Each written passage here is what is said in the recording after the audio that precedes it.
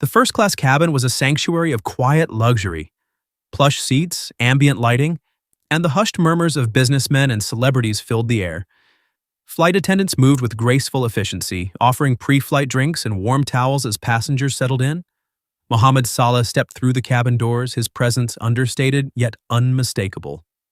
Dressed simply, carrying nothing but a book and a small bag, he moved with the kind of quiet confidence that didn't demand attention.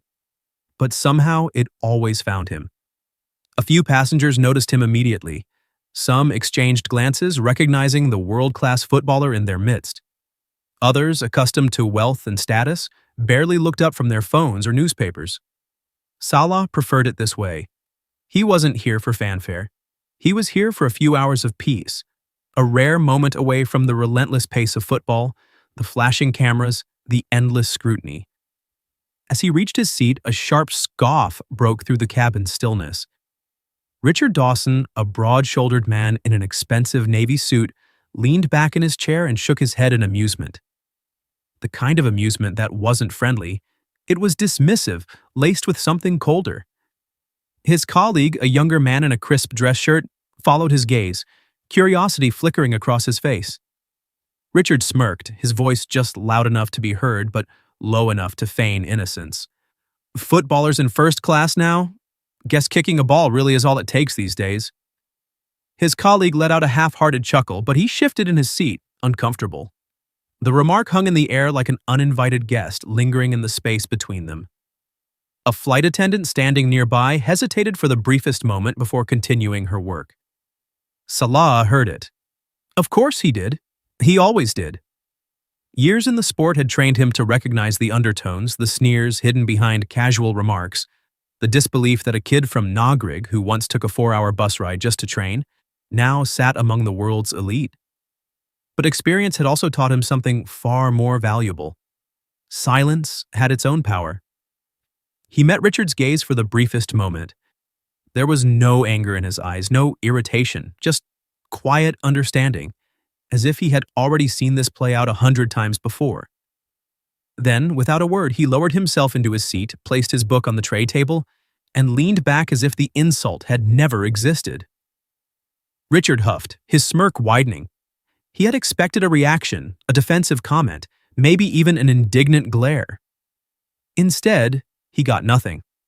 Just calm indifference. Somehow that irritated him more. The plane doors closed and the final boarding announcement echoed through the cabin. Salah adjusted his seatbelt, ready for takeoff. Richard, however, wasn't finished yet. Not by a long shot. The cabin hummed with quiet conversation and the rustling of newspapers as the plane taxied to the runway.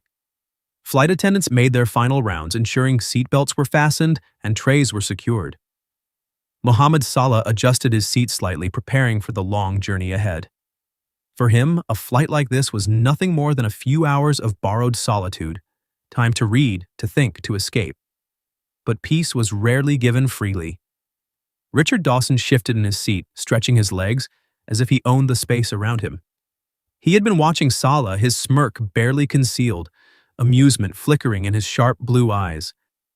The kind of amusement that came from privilege, from the certainty that his words carried weight. He wasn't just another first-class passenger. He was someone used to commanding rooms, to people laughing at his jokes, even when they weren't funny. Leaning slightly towards Salah, he exhaled a quiet chuckle before speaking. "So," he mused, voice just loud enough to turn a few heads. "Which club paid for your ticket? Or did you just get lucky?" His colleague seated beside him stiffened slightly. A flight attendant paused mid-step, pretending not to hear but very much aware. A few passengers in the surrounding rows glanced up, their curiosity piqued by the edge in Richard's tone. Salah turned his head slowly, his deep brown eyes meeting Richard's without a flicker of emotion. It was not the first time a stranger had tried to diminish him, to reduce years of sacrifice to nothing more than luck. A slow, knowing smile formed on his lips. Not forced, not defensive, just calm, measured. Richard expected a retort, some attempt at justification. Instead, Salah tilted his head slightly and answered in the simplest way possible. "I paid for it myself." The response was effortless, but something about it unsettled Richard. He had wanted a reaction, a sign that his words had hit their mark. Instead, he got nothing but quiet confidence. The businessman scoffed, shaking his head. Right, must be nice. Salah didn't respond. He didn't need to. Richard leaned back in his seat, but there was something uneasy in the way he shifted. He had tried to assert dominance, to remind Salah that, in his eyes, football was nothing more than a game, not a career that deserved this kind of luxury. But Salah hadn't played along, and that irritated him more than he cared to admit. A ripple of unease spread through the first-class cabin, though no one said a word. Conversations that had been flowing easily now slowed.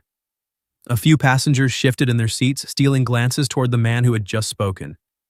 The air had changed, not dramatically, not in a way that would cause a scene, but subtly, enough for anyone paying attention to feel it. Emma, one of the flight attendants, paused near the aisle, adjusting a tray she didn't actually need to fix. She had been working flights long enough to recognize tension when it lingered in the air. It was in the way some passengers suddenly seemed too interested in their in-flight menus, the way others pretended not to notice. But she had noticed, and so had a few others. Across the aisle, an older gentleman set down his newspaper. His movements were slow, deliberate, as if he was giving himself time to process what he had just heard. Mr. Hughes had spent a lifetime studying human behavior, 40 years as a professor in some of the most prestigious universities in the world. He had seen arrogance, condescension, and the quiet ugliness of men who believed they were better than others. And he had just witnessed it again. His sharp eyes studied Richard Dawson, the way he leaned back, satisfied, as if he had made some kind of point. He studied Salah too, the way he remained composed, untouched by the insult. A younger man might have responded with anger, might have challenged the businessman outright. But not Salah. No, there was something different about him. Mr. Hughes had never followed football closely. He knew the name, of course. He knew the achievements, had seen enough headlines to understand that the man sitting a few rows away wasn't just another athlete, but what interested him now wasn't Salah's career. It was his restraint. Emma took a quiet breath, her grip tightening around the tray. She had worked countless flights with all kinds of passengers, the wealthy, the famous, the self-important. She had seen kindness in first class, but she had also seen cruelty disguised as casual remarks. And she knew exactly what Richard had been trying to do. She glanced at Salah, her eyes searching for any sign of discomfort. But there was none. Just quiet patience, as if he had already decided that men like Richard weren't worth the energy. Mr. Hughes smirked slightly, shaking his head. He had a feeling this wasn't over, and if it wasn't, he intended to pay very close attention to how it played out. The hum of the engines filled the cabin as the flight reached cruising altitude. The initial chatter had died down, leaving behind the occasional clinking of glasses and the soft murmur of passengers speaking in hushed tones. It was peaceful, or at least it should have been. But Richard Dawson wasn't done yet. He stretched his arms, exhaling loudly as if bored with the lack of attention. His drink sat half-finished on the tray before him, the ice melting slowly, much like his patience. He had expected more from this encounter, some sign that his words had gotten under Salah's skin. Instead, he was being ignored, treated like nothing more than background noise, and Richard Dawson was not the kind of man who handled being ignored well. He leaned back in his seat, turning his head slightly, making sure his voice carried just enough to be heard. "Must be nice," he said, swirling the ice in his glass, his smirk creeping back.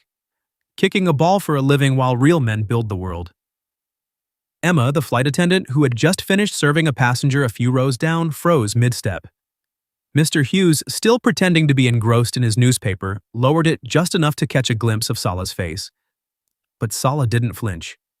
His expression didn't change, his shoulders didn't stiffen, and his eyes never lifted from the page of his book. He simply turned it, the whisper of paper the only response Richard received. That should have been the end of it. A grown man should have taken the hint, should have let his words die in the quiet space between them. But Richard was not that kind of man. He scoffed under his breath, shaking his head in disbelief. "Unbelievable," he muttered, running a hand through his perfectly styled hair. "Spend your life chasing a ball and suddenly you belong here. What a joke." Salah exhaled softly, but it wasn't a sigh of frustration. It was something else, something deeper. a patience learned over years of dealing with men like Richard. Mr. Hughes set his newspaper down completely now. His sharp, knowing eyes flickered between the two men. He could see it, the power shift happening right in front of him. Richard didn't realize it yet, but he had already lost, because the loudest man in the room is never the strongest. And Salah's silence was deafening. Emma moved down the aisle with practiced grace, her tray balanced effortlessly as she served drinks to the first-class passengers. But her mind was elsewhere, still lingering on the way Richard had been targeting Salah since takeoff. She had seen it before, arrogance dressed as casual conversation, disguised just enough to avoid outright confrontation. It was the kind of behavior she despised the most. As she reached Salah's row, she slowed, her professional smile shifting into something more genuine. "Can I get you anything, Mr. Salah?" she asked, her voice warm, offering a quiet reassurance that not everyone on this flight shared Richard's small-minded views. Salah glanced up, meeting her gaze with the same quiet kindness he had carried throughout the flight. "Water is fine, thank you." She nodded, pouring him a glass, but before she could step away, Richard scoffed loudly. "Of course," he muttered, shaking his head as if the whole thing was amusing. "They treat celebrities like royalty while the rest of us actually work for our seats." The words cut through the quiet like a blade. Emma froze for a fraction of a second, her fingers tightening on the tray. A few passengers glanced over, some pretending not to hear, others bracing for Salah's response. But Salah gave none. Instead, he simply took the glass, nodding in thanks before returning to his book. His ability to remain unfazed, to refuse to give Richard the reaction he so desperately sought, only made the businessman's irritation grow. From across the aisle, Mr. Hughes leaned forward slightly, his eyes narrowing as he studied Richard with quiet disapproval. He had been content to observe until now, but the more he watched, the more it became clear. This was not just a man making harmless comments. This was a man who needed to be put in his place, but Mr. Hughes wasn't going to step in just yet. No, he would wait. Let Richard keep digging his own grave. Because if there was one thing he had learned in his years, it was this. Men like Richard always went too far. And when they did, they never saw the fall coming. A sudden jolt rocked the plane, rattling the glasses on the trays and sending a ripple of unease through the cabin. Overhead lights flickered for a split second before steadying, but the shift in the atmosphere was unmistakable. Conversations halted. Hands instinctively gripped armrests. A nervous murmur spread among the passengers as the aircraft trembled again, this time stronger. Richard stiffened. The confidence, the smug arrogance he had worn like armor throughout the flight cracked in an instant.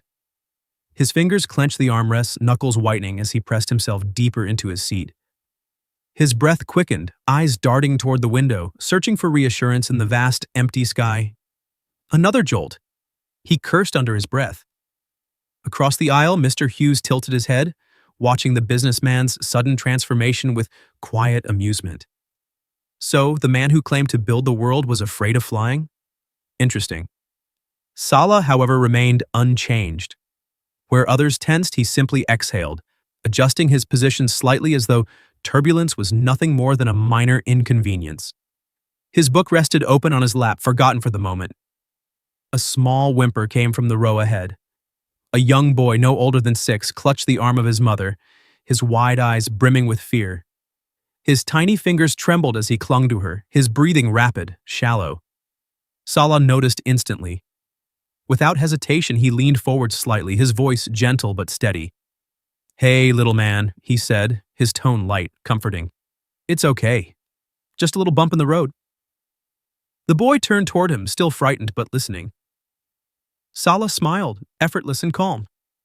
"It's like when you're in a car and the road gets a little bumpy. Nothing to worry about." The mother offered a grateful nod, brushing a hand over her son's hair. The boy hesitated, but then, slowly, his grip on his mother's arm loosened. He breathed in, then out, mimicking the steady composure he saw in Salah.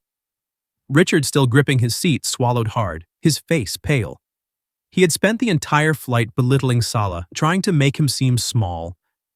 And yet, in the face of uncertainty, it was Salah who remained unshaken, who offered comfort while he, Richard Dawson, the self-proclaimed builder of the world, couldn't even steady his own hands. Mr. Hughes smirked to himself. The balance of power had just shifted, and Richard knew it. The plane steadied, the turbulence fading into a distant memory, but the tension in the cabin remained thick. Richard's grip on the armrests loosened slightly, but his pride had taken a hit, and it showed. His breathing was uneven, his carefully constructed composure cracked. He had spent the flight treating Salah like an unworthy outsider, and yet, when the moment of uncertainty came, it wasn't him who people turned to for reassurance. It was the man he had spent the last hour mocking. A slow rustling of paper broke the silence. Mr. Hughes folded his newspaper neatly, setting it down on his tray. He adjusted his glasses, then leaned forward, his sharp, intelligent eyes locking onto Richard like a teacher about to school an unprepared student. "Do you even know who you're insulting?" His voice wasn't raised, but it cut through the air with the weight of experience, of wisdom earned over decades. Richard let out a forced chuckle, still shaken from the turbulence, but unwilling to back down. "Some footballer who got lucky," he muttered, his voice laced with dismissive arrogance. Mr. Hughes smiled, not in amusement, but in the way someone does when they know something the other person doesn't. He studied Richard for a long moment before speaking again, his voice steady, deliberate. "No," he said calmly. "You're insulting a man who built his career with relentless dedication. A man who gives back to his country, who never lets arrogance define him, unlike some." The words landed heavier than Richard expected. A flicker of something crossed his face, something uncertain, something uncomfortable. He scoffed, shifting in his seat as if trying to brush off the weight of the conversation. But Mr. Hughes wasn't done. "This man," he continued, gesturing toward Salah, "didn't inherit wealth. He wasn't handed a legacy. He worked for everything he has. He carries the dreams of an entire nation on his shoulders, yet he walks with humility. And you, sir, have spent this entire flight trying to tear him down because you can't stand the fact that real greatness doesn't need to announce itself." Silence. Richard swallowed, his face tight, his jaw clenched. Around them, passengers listened in, their gazes flickering between the two men, waiting, watching. Salah, who had remained quiet through it all, simply closed his book and set it on his lap. His expression remained unreadable, but there was something in his eyes, something that said he had nothing to prove. Richard was starting to realize the same thing, and for the first time since the flight began, he had nothing to say. A heavy silence settled over the cabin, thick with unspoken tension. The hum of the engines filled the space where Richard's arrogance had once thrived. His lips parted as if he wanted to say something, to claw back the authority he had so effortlessly wielded over others his entire life. But this time, there were no smug remarks, no scoffs of dismissal. Just the weight of Mr. Hughes's words hanging over him like a verdict he never saw coming. A few passengers, the ones who had been quietly observing, began to nod in agreement.